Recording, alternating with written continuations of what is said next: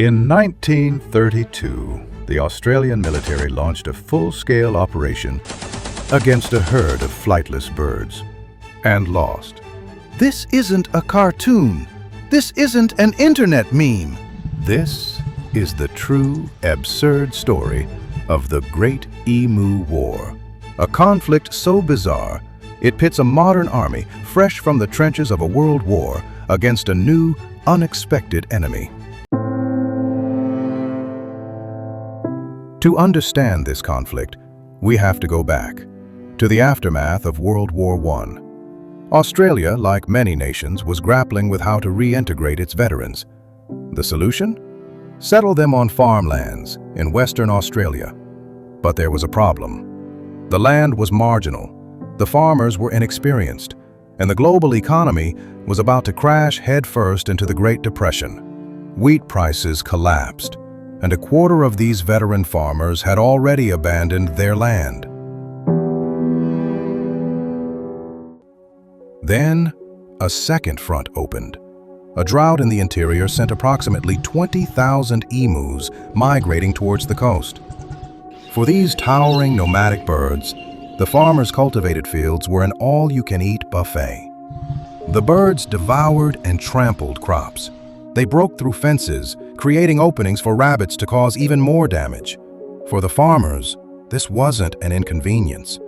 It was the final blow to their livelihoods. Desperate, they sent a deputation to the government. Their request? Military support. And their weapon of choice? The machine gun.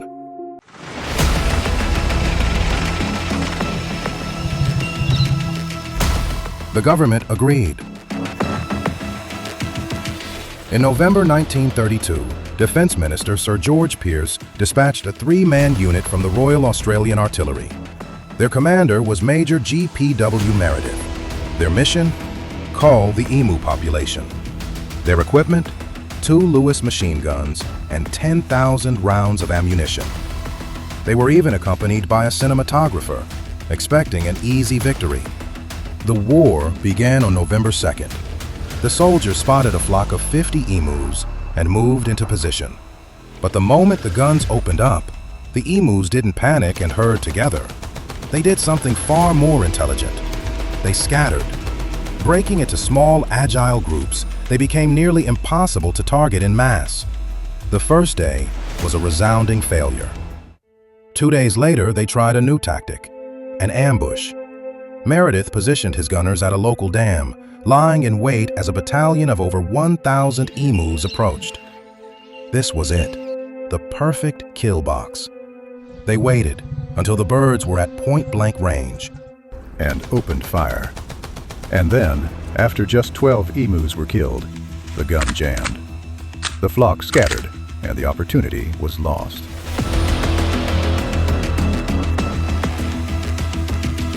The following days were a masterclass in frustration. The soldiers, in a move of pure desperation, mounted a machine gun on the back of a truck. The result? The emus were faster than the truck on the rough terrain, and the ride was so bumpy the gunner couldn't aim. The media back home had a field day. In the Australian House of Representatives, politicians joked that the emus had won every round so far.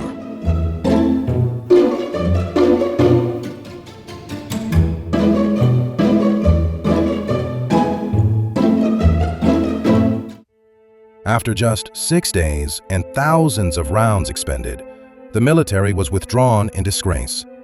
But the emu problem persisted. Under pressure from farmers, the government sent Major Meredith back for a second campaign.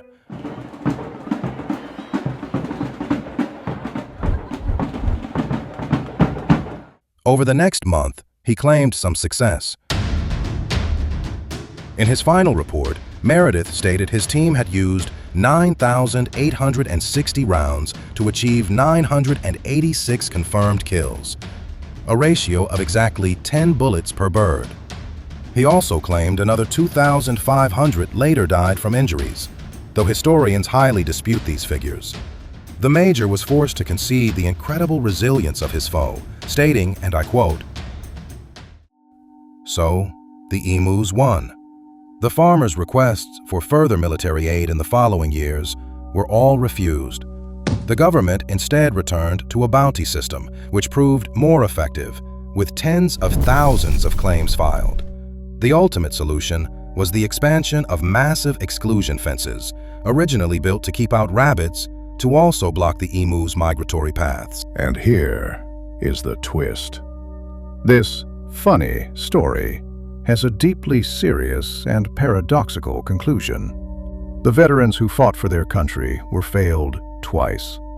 First, by a flawed settlement scheme, and second, by a farcical military intervention that didn't solve their problems.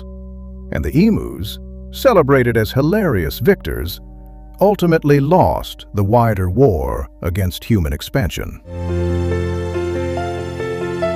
Those long fences that solved the problem did so by walling off the emu's ancient migratory routes, a tactic ecologists today warn turns a natural behavior into a fight for survival, leading to starvation and injury.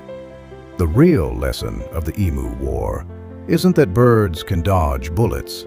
It's a stark lesson in the law of unintended consequences. It shows the futility of applying simple, violent solutions to complex ecological and economic problems. The emus weren't just pests. They were a symptom of a much deeper issue. The Great Emu War was more than a bizarre historical footnote. It was a moment where human ingenuity was humbled by nature's resilience. It's a story of desperation, absurdity, and a hidden truth that challenges our initial comical perception. It reminds us that in any conflict, even one against flightless birds, the victor is not always who it seems, and the consequences are never simple. What do you think?